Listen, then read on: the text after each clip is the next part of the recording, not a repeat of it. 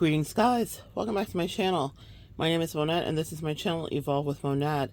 For those of you that are new here, I am a professional intuitive empath, and we're going to get right into it. What do you do when Rafiki comes to you? I had the most interesting thing happen. As I was on my travels, I ran into Rafiki. Who is Rafiki, Monette, you may ask? Well, Rafiki is a consummate character from The Lion King. And he essentially foreshadows things to come. You'd call him a seer, a prophet, a shaman, but he shows up in this position in The Lion King because he has information to offer to Simba, young Simba. Just can't wait to be king. He comes in. He is a midway for the ancestors as communication is happening. We've all seen The Lion King, and you have taken away from it what you needed to. But what do you do when Rafiki comes to you? Often in my life, I'm in the position of Rafiki for others. I have information to disseminate. I have a lesson to give. I have an understanding to impart. I have a life to help you live to a better or higher degree.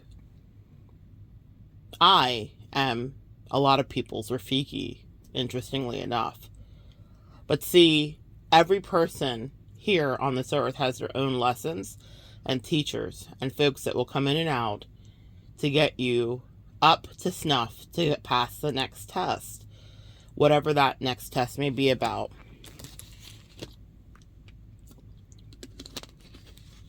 And so, I always stay present and open and aware because I know that a Rafiki can always be near. I was in the airport in JFK when my Rafiki came my way. I pay a lot of attention to various archetypes. I study that. I pay a lot of attention to elementals that will flit in and out of our life. I pay attention to our soulmate connections. I pay attention to the litany of ways that my angels and ancestors and God get messages to me. But on this day, it was via a Rafiki.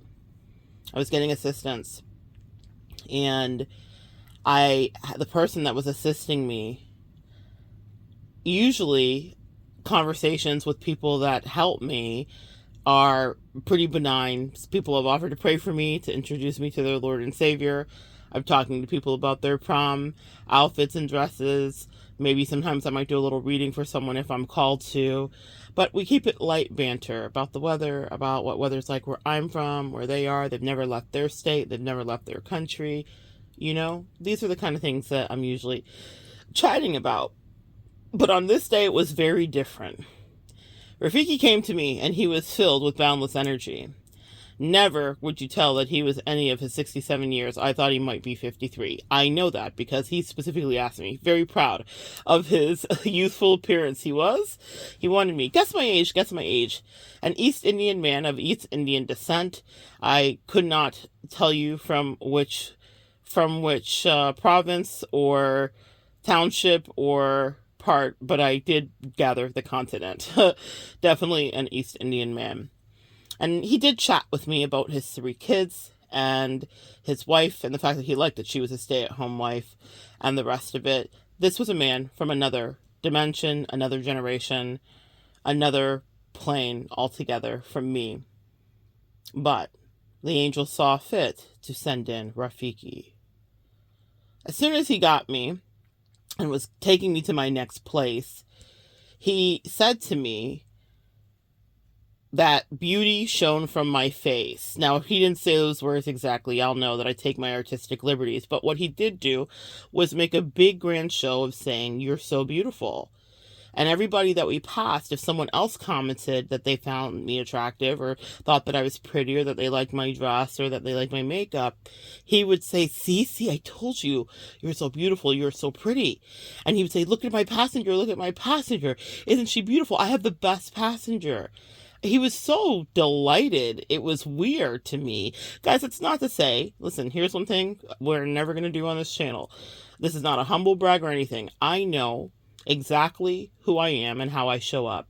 I also know that I am not a conventional beauty by my country's standards. And while I was in another country, I was in, well, no, excuse me. This was in JFK. Pardon. This was not in London that happened. I had to like get it straight there for a second because what a long day of travel that was. However, I am not my country's standard of beauty, right? And so, what I do know, though, and what I teach my divine feminines and empaths alike of any gender, is that you can tap into what makes you special and you can radiate that. We come with our own special light in and of itself, but we can put 20 on 10 and learn how to curate and craft whatever our energy or look is to make it even more palatable for the masses or for ourselves. So if you don't know you have that gift, my lovelies, you do. Because I promise you, look at me, you guys see me, I am nobody's conventional American beauty by any standard. But in the last few years, something has shifted, which is me accepting that I am gifted, and that is not just with the work that I do, but understanding the empath gift, which also resides in you.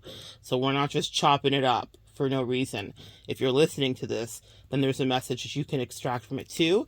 You may have struggled with your own image or what you have been in other people's view. Maybe you are aging, maybe you are young and haven't come into yourself, but there's something you can relate to here.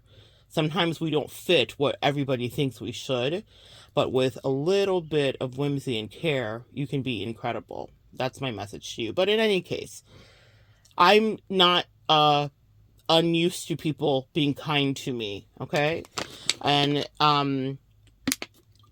that's such an interesting thing for me to say because I have been made fun of in this society for all the reasons that you would imagine I would be, from color to weight to you name it, right? But in the last few years, I guess God and the angels have seen fit not just to have mercy on me, but to heap blessings on me of people perceiving me from the inside out instead of from the outside in. And so what they see, and it makes me cry, is beauty. It's very, very wonderful. But that's a lot of work, y'all, in any case. And I'm not just talking about the makeup looks. I'm talking about I had to work on loving me. That never comes to you until you do that work. So anyway, we're toddling through the airport. You guys know I've been going through my medical stuff. This was not a reality that would have been part of my life a few years ago, but as I had to relearn how to walk and everything from a lot of surgeries and various things, this has been my new reality in the last year and a half or so.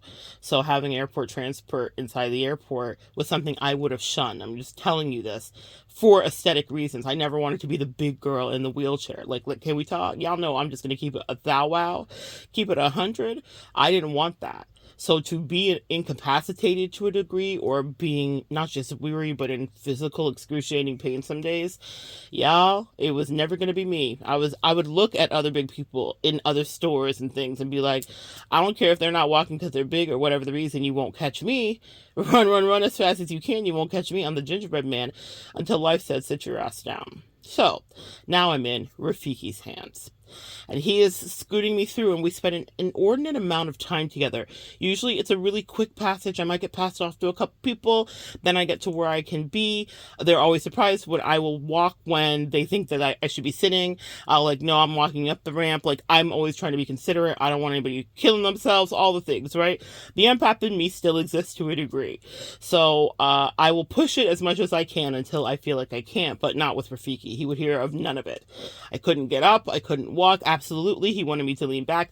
I lean forward. I understand velocity. When you're in that situation, you just understand how to make it easier for whomever is dealing with you. And he would have none of it. Rafiki was old school. Rafiki was handsy in a way that to other people may have been offensive, but I understood the generation and I understood it. No, I was not molested, and I definitely put up my boundaries when I felt like it was necessary. But I didn't know if it was because he thought I was beautiful or if it was just his old school energy, but he touched me a lot more than other people that have transported me have ever before. But I think it was all part of the lesson that Rafiki had in store. When we came to the place where he was going to deposit me for my next gate, for my next connection, I said, do you have Cash App? Because I was fresh out of cash after crossing the pond and tipping and doing all the things you do. And so I said, let me Cash App you. And he said, well, I'm old. I don't have Cash App, but my daughter does. And then he started to tell me about all of his kids and how successful they were. One was an engineer, one's an MIT. This one was working on her bachelor's and finishing up her degree. And we chatted. And Rafiki did something that doesn't ever happen. He sat down. This doesn't happen. Usually people are behind me, obviously pushing me, and they're looking over my shoulder to make sure that I'm typing in the right thing on the Cash App or whatever app I'm going to pay them on to tip them. And Rafiki sat across from me, took off his mask, and which I imagine he wears because he comes in such high contact with people, you know? And so he took off his mask and he sat down. And it took me a second because I had fraud alerts and all kinds of stuff, because when you're traveling out of town, out of the country, that happens. So I had to update my card to my Cash App. So it wasn't the normal quick 14-second exchange that any of you guys that have used any payment service are used to. It wasn't that quick exchange. It took me a minute because the payment didn't go through at first, and I was like, oh geez, I forgot I got to update this card, and I haven't updated all the things. You guys know what a pain in the butt that can be. So anyway, I update the card, and then I'm like, all right, now it should go through for you. And I put the note on because I knew it would go to his daughter and saying thank you for your wonderful father and whatever. And after the transaction was approved, he took my hand and he looked into my eyes and he said, it must be hard for you. And I was like, oh, that was no problem. I'm thinking he's talking about the transaction or the fact that maybe I was in pain because he heard me wince a couple of times as he pushed me over bumps or whatever the case may be. So I thought he was talking about something about me personally or about what we were just doing to get the tip to him. And he said, it must be hard for you to be beautiful. This beautiful. This beautiful.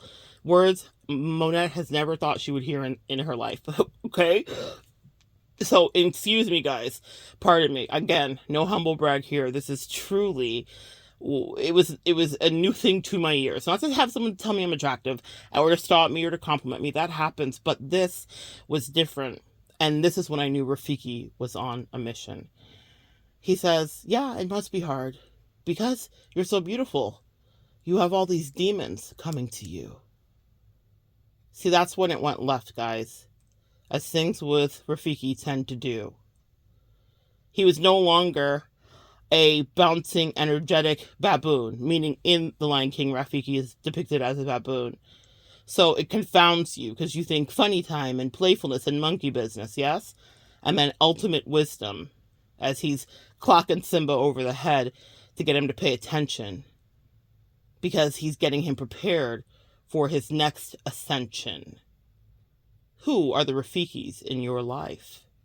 He looks at me and he says this. It must be hard for you to be beautiful because it means you have demons coming to you all the time. When you say the word demons, y'all know I grew up Pentecostal, Christian background. I've unindoctrinated myself. I've unlearned a lot of things, but that caught me. It shook me. And I remember talking to my bestie after Rafiki disappeared. I'll explain. But I remember talking to my bestie and being like, that, what he said, unnerved me. It made me take back a step. Because I understood, even as it was happening, that it was not disrespect, that it was not a coincidence, and that it wasn't a haphazard thing he was saying. Rafiki was giving me a prophecy and a prediction about the next level and the next game that my life would be putting me into, or the next game that I would be playing. It must be hard being beautiful because it means that the demons come to you. Empath, are you listening? This is not about me. I'm sharing it with you. I asked, do I share this with the collective? And they said yes, because people need to understand that your light attracts something. And a lot of times we beat ourselves up and say, why did the narcissist come? There must be something wrong with me. What about me is like them? Or what about me is like the person that abused me or took advantage of me? Or you fill in the blank. You guys know what I'm saying? I'm talking to you. This is kitchen table talk. I'm sitting across from you right now. How many of us have beat ourselves up for finding ourselves in the thrall of toxic or low vibrational people, thinking, well, I've done all this work. I've prayed, I've spirited, I've crystalled, I've saged, I've rosemarried, I've Hail Married. You've done all the things. And yet those low-level demonic energies have seemed to want to stick and stay. I got a masterclass lesson from Rafiki that day that let me, and hopefully you, off the hook too. We are light, and like a moth to a flame, things that do not get light easily, cannot create their own light, they are not light beings living, will be attracted to you. We are earth angels. We have work to do. Y'all know what I say. Earth angels and the assholes were assigned. Yeah? It's true. But what Rafiki was letting me know is prepare, because more demons will be attracted to you. For him, it was simple math. A man of a certain age who didn't know the rules about too much touch had to be a little bit schooled there from me to him in that regard. But he was sent in and sanctioned. I never felt unsafe. I didn't feel molested or transgressed. I understood he was preparing me for what was next. Yes, the demons, he said, they of course would come to you. You're beautiful. Again, I'm not feeling so beautiful as a woman in a wheelchair who sometimes has had to use a cane, and sometimes did use a cane, especially during international travel, to steady myself. And when I've thought I've weaned myself off of it, another surgery would come and I would be back on, and I would say, angels, will this ever end? And they said, yes, it will. But I'm looking at what I think people see. So it was crazy to me to be whisked through the airport and have so many people say you're pretty. And it seemed like an inordinate amount. And now I understand it was because I was with Rafiki. Meaning, he was assigned to me that day. I was the asshole that he as an earth angel was assigned to. You see that? It's not always about other people. Sometimes it's about you in that way. So I'm usually the giver. I'm usually the Rafiki. But on that day, it was the weirdest thing to me, because I was like, yeah, yes, I did my makeup and I put on a dress, but these are things I always do. But what happened was an inordinate amount of attention, and I heard my God say, we are preparing you. God has an interesting way of getting you ready. And on that day, he says, we're going to make this so clear that you can never second guess it, and that you can never say we didn't tell you. Now here's what I want to tie it to astrologically. Venus is in Leo for the next 4 months. It just got there recently. And it means that if you have that placement, then you'll be seen as incredibly attractive. While I do not have my Venus in Leo, my Venus is actually in Gemini, a sign of communication and conversation. So the way that I love is through ideas. I'm a sapiosexual, completely through and through. I could fall in love with any configuration of a human if there is talking to do. That's communication is very sexy to me. Bad communication turns me off completely. So I don't have that placement, but as a Leo, I am affected by it, especially because my sun is in Leo and I have some other placements in Leo too. The thing that it does as well is it makes you hyper aware of when people are tricking you. So all of you guys will be affected by this, no matter where your placement is. That is the energy of this. It's here for an inordinate long a period of time, just like I was in Rafiki's hands for a much longer period of time than I normally would have been for any porter taking me to and fro. Everything that day went a little off, and that's something that you should know. And that's because there's a retrograde that happens halfway through it, so it slowly crawls back, Venus, and then it moves direct again. So for about 4 months, you will be hyper aware of any relationship dynamic, foe, or friend. You'll know when people are full of shit. You'll be able to see it. But also, it means that the light of Venus and Leo, specifically, because Leo rules romance and dating and children and whimsy and all of that, will highly be affecting you. So, hence, me, Miss Leo, was seen as very beautiful, but there was a lesson there because of the trickery that I would also have to be prepared for, and that's why I wanted to pass the message along to you. After Rafiki gave me the message, it was just like a movie. He quite literally disappeared. After spending so much time with me, being fatherly, being weirdly handsy, a lot of things happened during that little trip through the airport. But what I know for a fact is that he was sent to get me ready for my next thing. Not just because of that Venus in Leo, but because of what the next day did bring. The next day was yesterday, and I got hit up all day from an ex. An ex that was rather chauvinistic, a woman who called herself daddy. You guys have maybe heard me talk about her before. She was a Scorpio. Oh, Scorpios.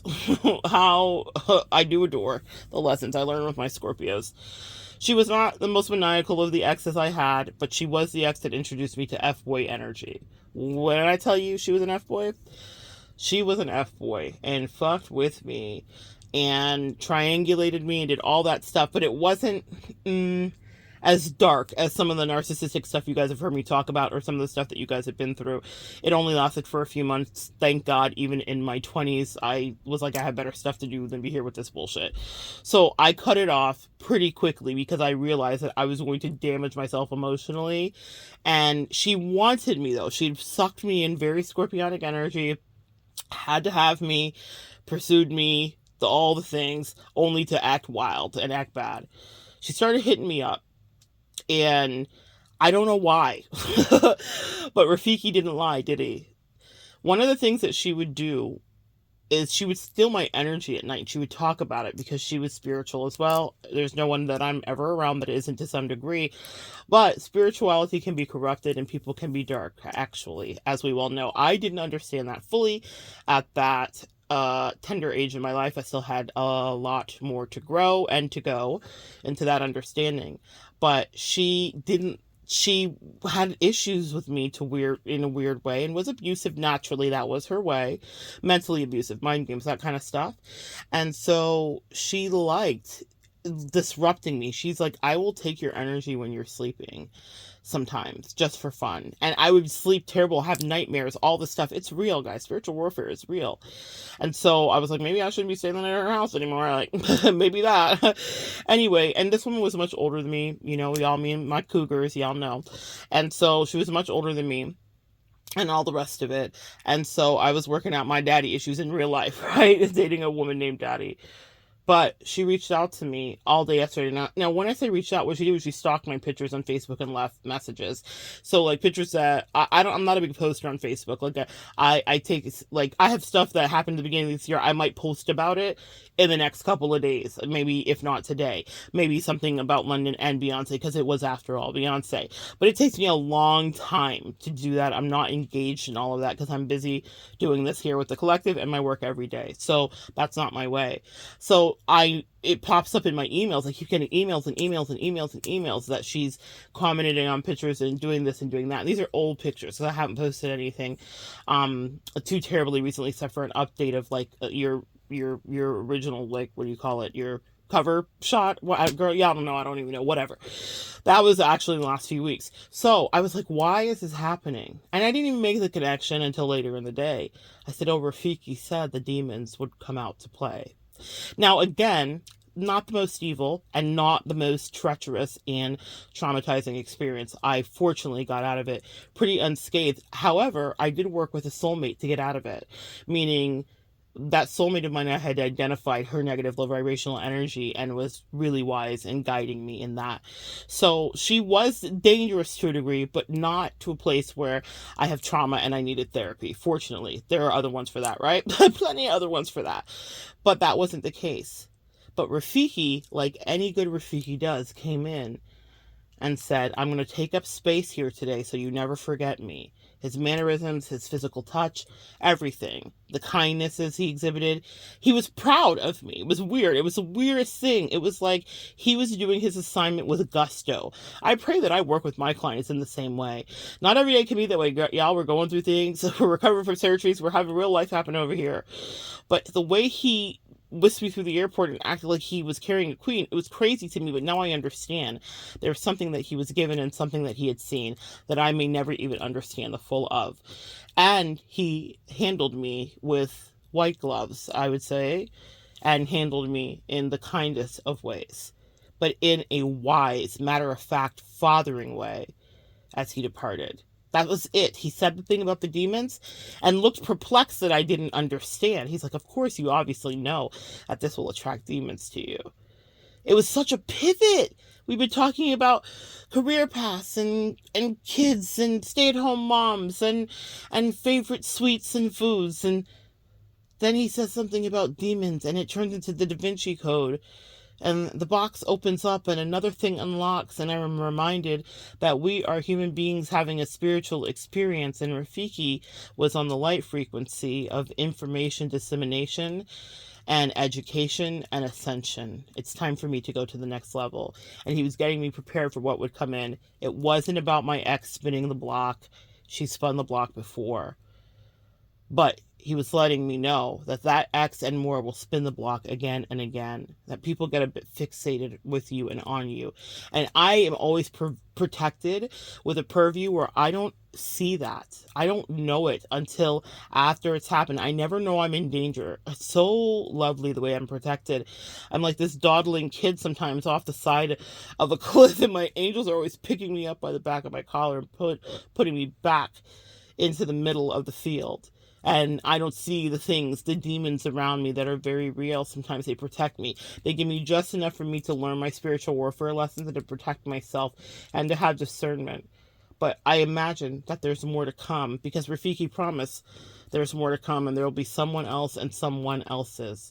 Now, I've experienced it because you all heard my story about, Gucci, Versace, and the shoes and all that drama. That was a jinn. So I'm very clear about the archetypes that come in.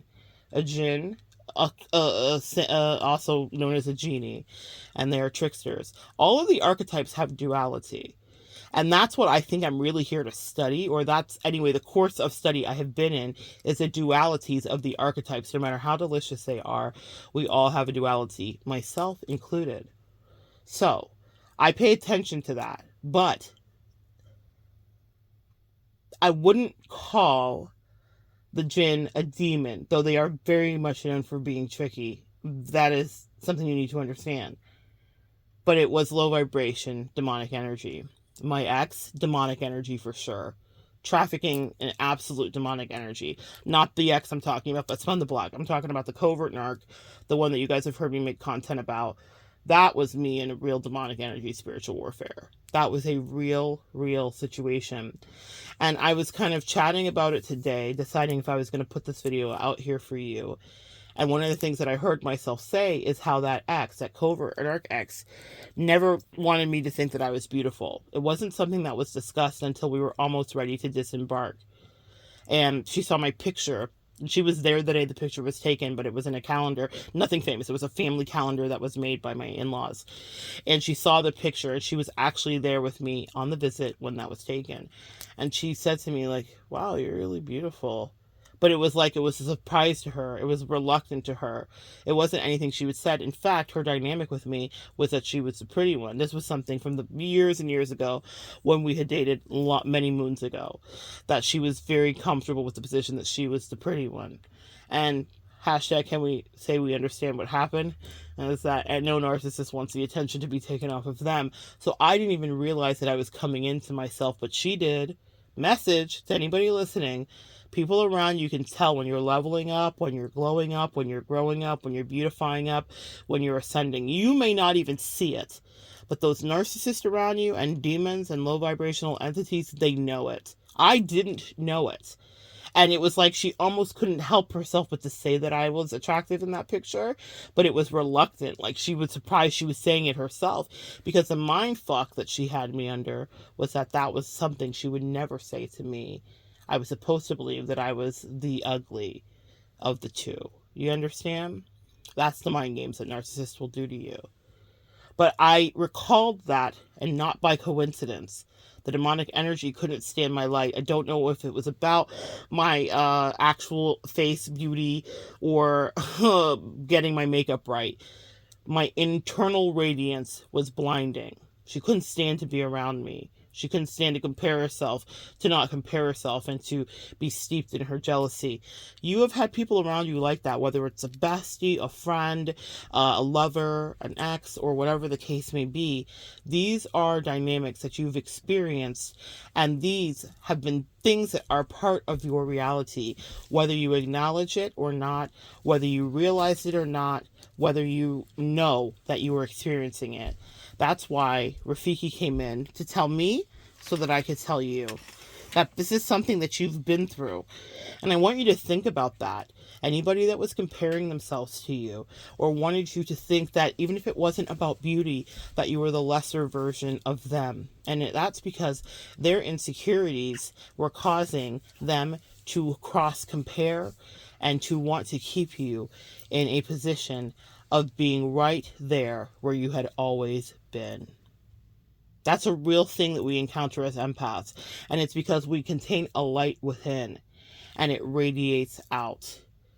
And it makes people that do not love themselves want to come closer to find out what it's about, maybe want to steal it for themselves, maybe want to get in to undermine you, to get close to you, to absolutely know you better. But the truth is that you need to be a good vetter, because it sometimes takes a long time to understand that you are around a demon. Sometimes I've known right away, oh Lord, here we go. The demons have come out to play. I'm no longer as intimidated as I was. But what Rafiki came in to tell me is I need to be able to discern between real and fake love, because of whatever my beauty, and I'm not just talking about the outward aesthetics, may be, the demons will be attracted to me. He was preparing me. It was a prophecy. It was a premonition. It was get ready, my good soldier. Because you have a vision, people will want to blind you. And I know that seems like a scary thing to hear, but if you're doing this work, you have to put the fear behind you. I can't help that that will happen to me. And I also cannot be taken by people that are taken by my beauty. Because with that Leo placement, any Leos can relate, we are subject often to flattery. I've had to teach myself to not read the reviews and to not believe the hype of what people will say about you, because the same tongue that they use to praise and bless you will be the same one they use to take you down. Fortunately, that has worked, but that doesn't mean that I'm not a human that isn't susceptible. Fortunately, though, I will say, not having heard that, not having got that praise all my life, it didn't make me thirsty for it at this iteration. It makes me suspicious to a certain degree. It doesn't mean that I don't think someone doesn't like my eye makeup or they don't like my jewelry. But what it does mean is that I know that people are fickle and we come with our own agendas, and anyone can turn on me or you. So I want you to pay attention and know what is your weak spot. That is a true thing for me as a Leo. So I have to be very careful that I am paying attention. There's Bestie.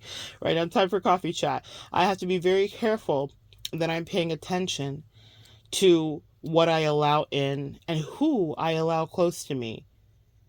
Because for my sign specifically, we can often be derailed by flattery. I think that's part of what Rafiki was here to tell me. Rafiki, it doesn't mean that I don't, and here's the thing, I pay that forward too, because if I like someone's whatever, I'm telling them, from their shoes to their makeup to their whatever, because we can find beauty in everybody, yeah? Pay attention to that when you're around. Pay attention to how people react to people finding beauty in you, whether it's a compliment about a thing that you do, your art, whatever you create, or if it's actually about the makeup on your face. Are people holding space for you? Are they supportive? Like Bestie that just chimed in, it has been with me and seeing people chase me down and do other weird boundary crossing things. It's not always been complimentary and nice. Sometimes it's a little freaky and creepy, but I believe that that's what Rafiki was here to tell me, is to get ready and to be prepared for that life, or for this to become maybe a more intense faction or portion of my life. But it's because that means that my light's expanding and my work is expanding to a certain degree, and that I have a message to get out, and that maybe, just maybe, this was all by God's design to use and enhance at a later point in my life my beauty, to a point where it didn't go to my head, because I am still surprised, because this was not, again, I am nobody's conventional anything. This is some version of a magic trick. I didn't do the magic. It was done on behalf of me. And it unnerves people, and I didn't understand it, but my angels and ancestors are so like, open your eyes so you can see. So to you empaths listening, to whom it may apply to, open your eyes and take a look at you. What is the thing that you do that may be extraordinary or special? And you may think it's nothing, or you may not even be used to people complimenting you about it. There may be a season of that shifting, and that may make other people feel triggered around you. That's also another reason that Rafikis come in, is to prepare you for any backlash that you may be given. Because just because people have felt a way about me or how I present doesn't mean that that's how they treat you. Sometimes the treatment will be very unkind because of their jealousies and because they want you to stay blind to your magnificence, whatever that may be. To hear my ex say, oh, you're just as gorgeous as ever, that was not how she treated me when we were on our romantic endeavor. She delighted in triangulating me with other women. This is the ex that spun the block yesterday, yeah? She delighted in triangulating me with other women and choosing other people over me, and she made it about aesthetics, depending on what suited her to that day, to whatever degree. So her complimenting me and telling me I was beautiful or gorgeous is a thing she never did when I was in her physical reality. But it's a love bombing tactic of a demon that would like to get back close to me. People fumble the bag when they lose, you guys. You get it? So now she looks at me and maybe imagines what my life is like, not knowing any of the realities of the struggles or the real things that I've gone through.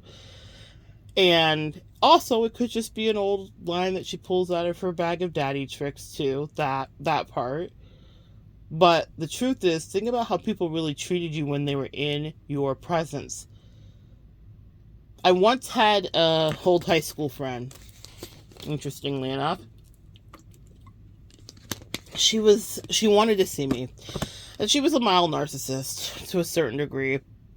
But I didn't understand that I was an empath and that I've been having these people around me all my life. So she was like one of my first, like, pre-high school besties. She wasn't a high school bestie. She was a little bit before high school, like maybe middle school bestie, quote unquote. She's still in my life to this day. But I know who she is and I manage her. I had her literally saved in my phone as maintain your power for many, many years because she spun the block and wanted to come back into my life. But she was very popular, was like voted, like class clown, and just definitely had a career arc in high school and what she wanted to be. And I was a band nerd. We were actually in band together at some points too, but I was a band nerd and all that stuff. Yeah. In any point, she wanted to separate herself from me because I wasn't cool enough.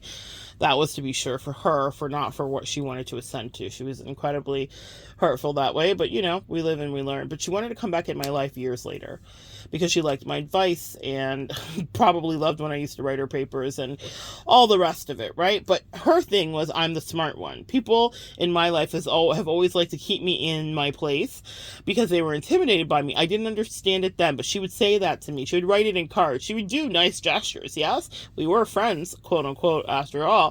But I remember her writing in the card, remember, I'm the smart one, because it really intimidated her that I was me, that I was in my skin. She was Caucasian, that I was in my skin, and that I was in her same AP classes. And that was hard for a lot of the people around me to compute because they wanted me to fit some stereotype and be some kind of, I don't know, black dumb brute. I don't know what they wanted from me. But in any case, she definitely had an agenda to keep me in my place.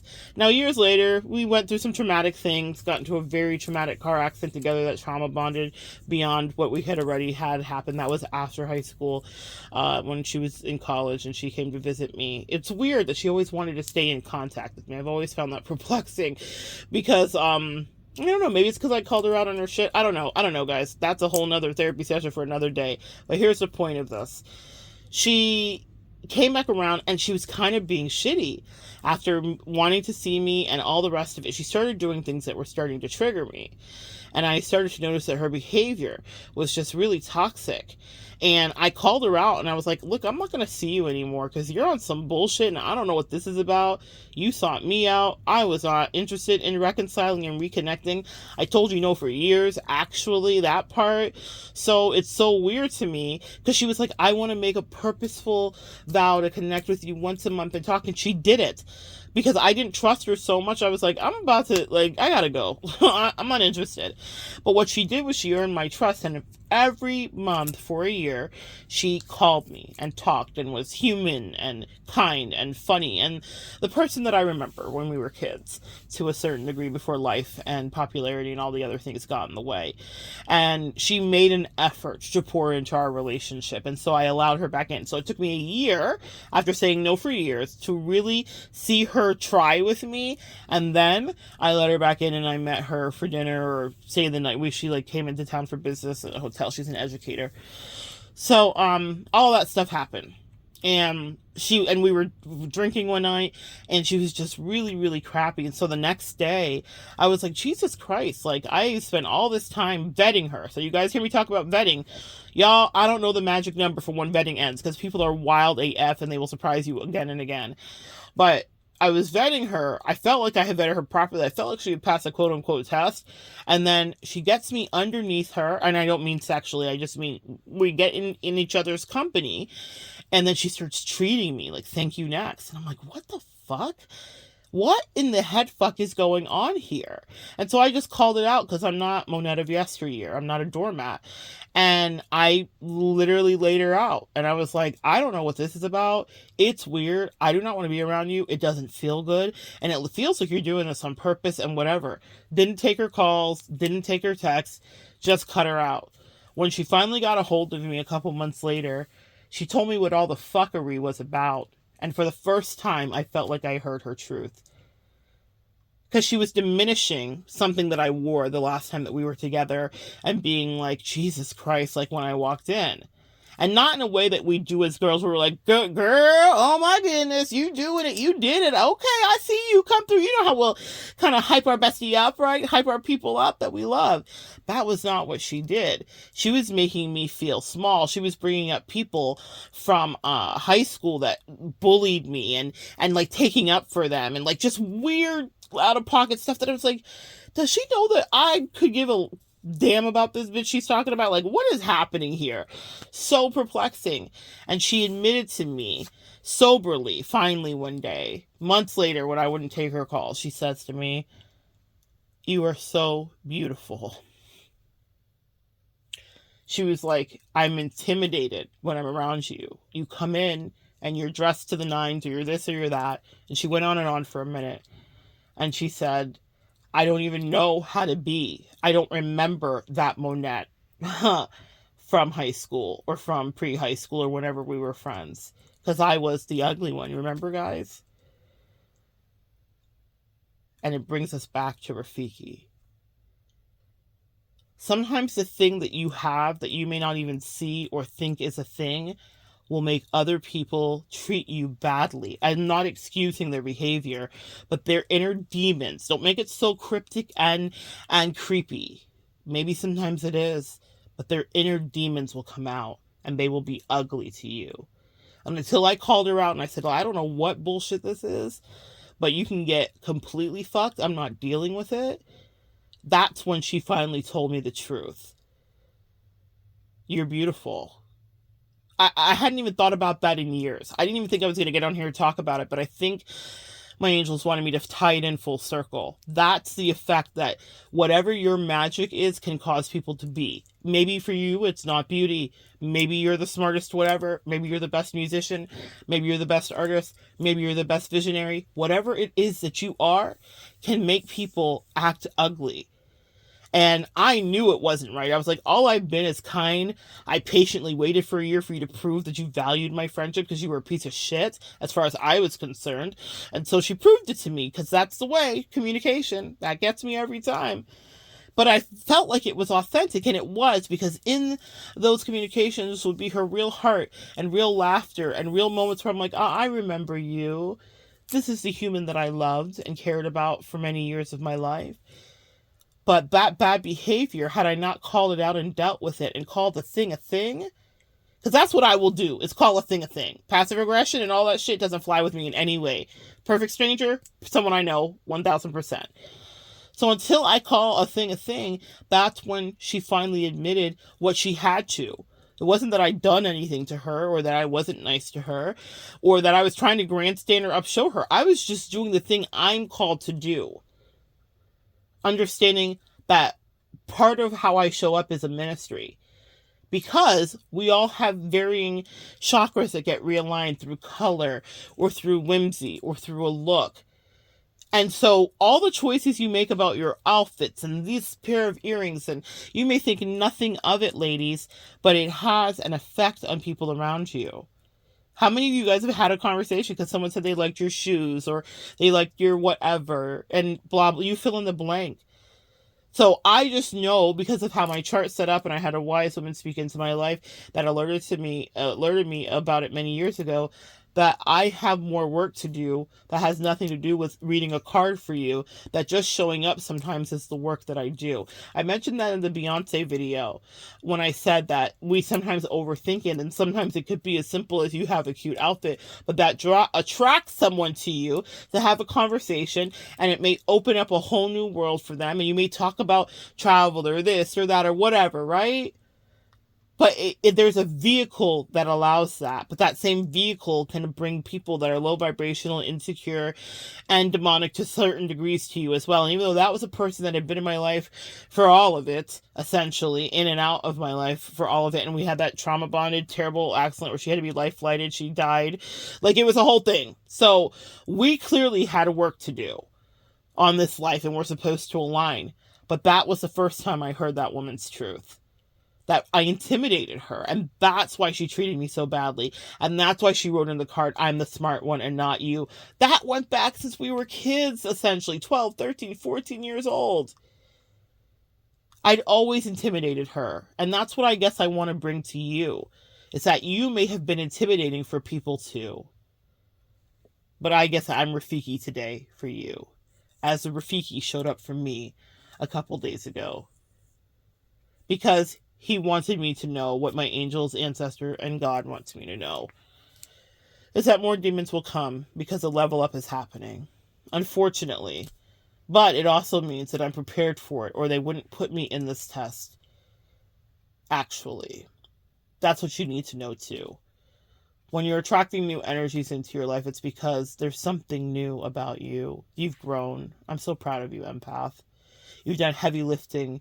You've spirited yourself away. You've saved yourself for people that would value you. You saved yourself and meditated on rainy days when no one thought you were beautiful or saw your beauty from the inside or the outside. When you hadn't curated your quote-unquote look. When you hadn't perfected your work, your art, your craft.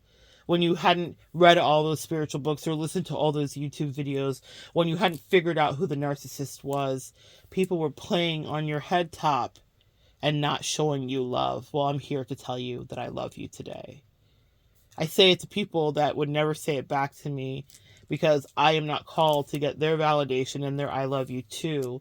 They need to hear that they are loved through and through. Sometimes you need to do that to melt a heart. And also, sometimes you need to stand up for yourself and do your part. I am nobody's doormat. I surprise myself every day. There are moments and things that happen to me on a daily basis where I'm like, wow, I didn't think I was going to handle it that way. But I do, because I love me. Do you love you too? But if you love yourself, that's also a surprising thing that people don't expect you to do. And you will teach in that capacity, but it will bring low vibrational energies to you. That's the work, guys. It's not always easy. It's not always love and light. Sometimes we get to meet beautiful connections and soulmates that help us take flight. And sometimes we're dealing with Versace and arguing over shoes. She wanted me to get in her low vibration. That's the only thing she could do. Do you guys understand that? Demonic energy was like, I don't know how to make you ugly. I don't know how to make you not talented and gifted. You're the real deal. That was something that Versace, Gucci shoes said to me often in our short time together. Wow, you're like the real deal. Because I think she thought whatever my persona was that, a persona. I think she thought when she saw me from wherever she saw me, because she found me online, that that I was that. She said, I thought you were just like this nice sweet lady that like baked cookies. She didn't know I would cuss her ass out and light her ass up. She didn't know that I'm actually intuitive and that it's not a gimmick and that I don't like anybody questioning it. It doesn't mean you can't question me and I can't be wrong and I can't apologize and I don't have flaws. I have all of that in spades, y'all. I get lessons. Just got one in London the other day of shit I got to tighten up. But what I'm going to tell you is what I am not is anybody's patsier fool. The demons will be attracted to you because they think you might look real sweet, good enough to eat, until they realize that eating you will bring defeat. You are syrup of ipecac is what I just heard. You make them throw up. You make them expirate and like actually vomit. They can't take your energy. They can't own it. They can't wrap it up. They can't ingest you. They can't steal your personality, no matter how hard they try to do any of the above. So what she couldn't get, since she wanted to extract from me love, she wanted me to like her and need her, be dependent on her. I'm dependent on nobody, not even, y'all hear me talk about her all the time, my bestie. I have to weigh, because of what life has offered me and bringing a lot of demons my way, the fact that if any relationship dissipates at any time, I'm okay by myself. When you don't need other people's validation, you make yourself a fortress. Because it's lonely sometimes in a fortress. It's lonely sometimes by yourself. But if you don't need relationships, that when that codependency heals, then you never are worried about who or what goes or comes. Do I value things and want them to stay to a certain degree? Are some relationships more valuable to me? Absolutely. But if it were to go away today, I would take the lessons from it and understood why that bestie came to play, and then I would go my way and she would go her way. I don't speak it into existence. I value that relationship and I protect it, but I tell you that I could live without it. And that's something I think maybe someone here needs to hear today. The way that you make yourself insular and not just bulletproof, but disappointment proof, is understanding that everyone has something they have to say and that even the demons will want to come and play. Now, Bestie's no demon. She's a good egg through and through. But back to that demon.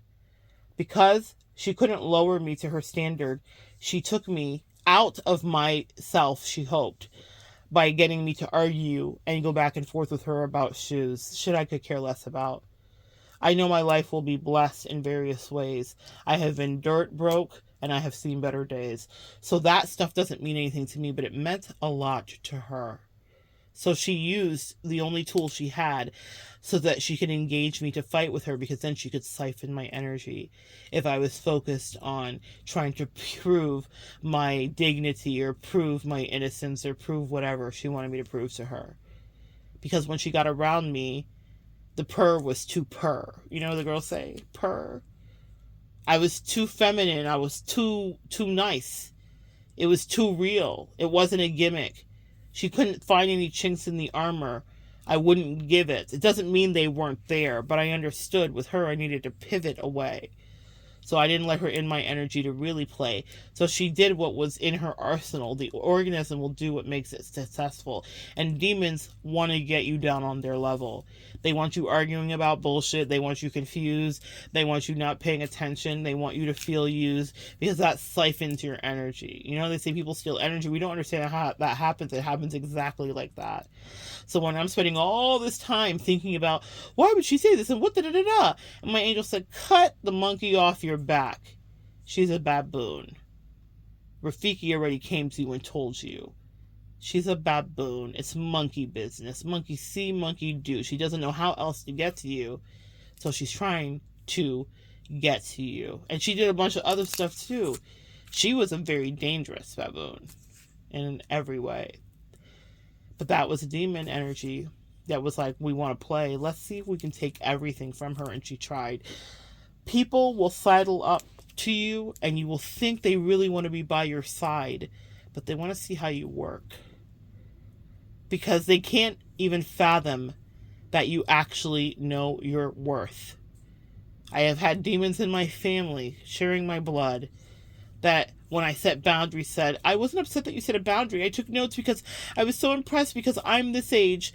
I'm 53 or I'm whatever. And I could never say no to someone the way that you said no to me. I've also had the inverse of that beautifully recently with another family member who valued my no. The point is, guys, that you will have lots of ways that you grow, and there will be a lot of people that don't like your growth. And they can be family, blood, lovers, friends, you name it, new, old, soulmates, you name it, y'all. But you'll have to vet them, and you'll have to take time to see if the message of Rafiki applies to thee. So today, allow me to be Rafiki for you. Your light will attract demonic energies that want to see how you work and get involved with what you do, and they may never mean a lick of good to you. And you will have to discern that. I would love to hear your interpretation of what my Rafiki meant. I think I have a pretty good handle on it, but I am so open for other conversations or opinions, as you've heard me explain it today. Do you have any other messages from Rafiki to send my way? Are you my Earth Angels today? If you are, comment below. Thank you ahead of time for those of you who will and who know that you are called to. I appreciate you. But I got out of it, be careful, because as you grow, more people will be sent to you and attracted to you. And sometimes people come in, and I want to leave you with this, and they really think they mean well. And then they get in and it gets corrupted. And I don't know why that happens. I've watched it happen a lot of times as I'm working with clients, right? So not even just in my life, where I can read in the beginning that someone means well for somebody, and then something goes left, and they like leave their body, and another entity steps in, and they start giving my client pure hell. And that's not how it began.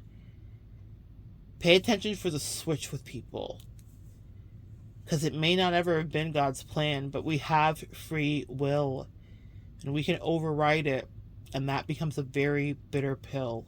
You may have an assignment with someone, and it could start to go left. Assess that and say thank you next. Demons have one thing to do, which is to get you off your course and to distract you. Sometimes the distractions will be sweet. Sometimes they'll be mean. Sometimes it'll be a treat. Sometimes it'll make you feel defeat. Sometimes it'll be painful and make you wince. Sometimes it'll make you want to do it again. It's very interesting. Because low vibrational energy is tricky. They will find a way in. My advice for you is to ask and pray when new energies come your way, what their agenda is and what they mean for you. What are you supposed to learn from them? What work do you have to do? Because even the demons are bringing a level of work to you. All right, guys? That's my story about Rafiki and the prophecy. So I guess, not eagerly await the new demonic energies that will come my way, but it's inevitable. I don't get to escape them, because if I ask to be given gifts, then they will be tested, and there will be people who would like to take them. It's par for the course. Sometimes you can stay off the radar, and then sometimes you're on, and you have no choice but to just navigate through the space and time continuum.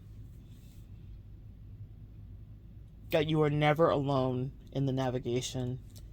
Rafikis are dispatched to you with a lot of hands, but even more wisdom about what you are to do as you ascend to the next steps of discovering your own truth. So good sharing energy with you guys. Come back and join me next time, and we'll continue to evolve together.